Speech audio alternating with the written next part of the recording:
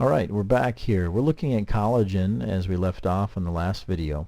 Now, collagen is something that's underestimated in a lot of uh, reports and its importance in the body. So what we do is we measure the health of the collagen throughout the body and looking for imbalances. So that's what you're seeing here is those. We also look at the digestive enzymes here. We're breaking this down. So if we look at these enzymes specifically, if the body's missing some of these important enzymes, so as we can see here, right now the body's saying, whoa, hey, amylase is one of the paramount issues here. And then a secondary important issue would be this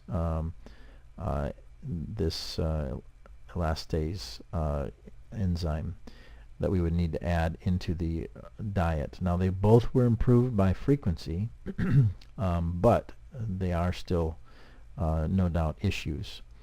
And here is another example when we can look at the endocrine system, in this case the ovaries.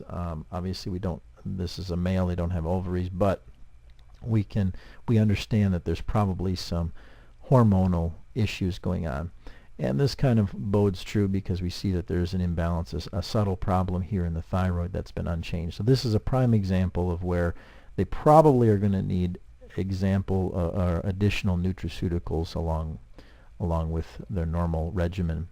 Eye health, as we're going through here, these are indicators that can lead you to understand that maybe there's a kidney or a liver issue. And I believe if we remember up earlier, a lot of times dark circles are indicators of potential liver issues and other complications. So we do look at the overall eye health as we're going through. Now, these are some other issues here that we can focus on in the reports. I'm going to scroll through here. I'm going to try to get the rest of this and go down to the major stuff here. It does do genetics, and one of the things is if you ever see something that pops up in the genetic area, here we do a frequency optimization to see if it clears right away, because there's usually a lot of extra junk that gets put in there, and if they clear right away, then there's usually nothing to worry about. But it does give you an idea if they might need to do a detox for a miasm or something of those lines. Going through here under hormones, and now we said that there is a hormone issue, so here's a issue. Now it's causing a subtle issue with the body here, but we do need to address those hormone issues, and we can see that there are additional hormone issues in page 13 there.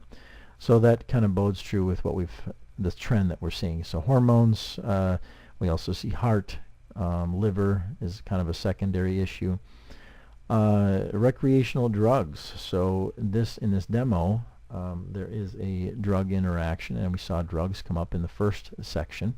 We're seeing some there. Now, again, it's general, so it may not be something that you smoke necessarily, but it could be something that you're taking either even down to Tylenol or allergy medicine or something of those areas.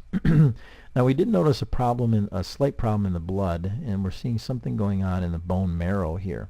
So this is something that we would investigate further in more of the comprehensive report and start there and look to see what some potential issues are.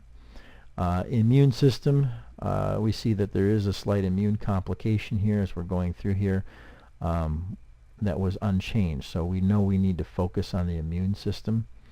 Inflammation, the HSCRP was improved slightly, and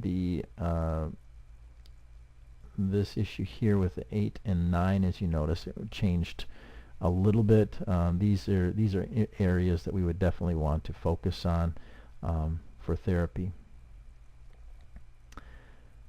Pancreas and insulin resistance, here we would look at those issues as well.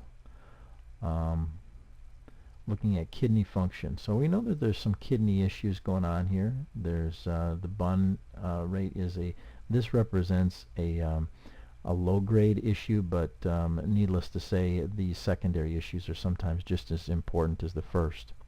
We're going to pause and come right back.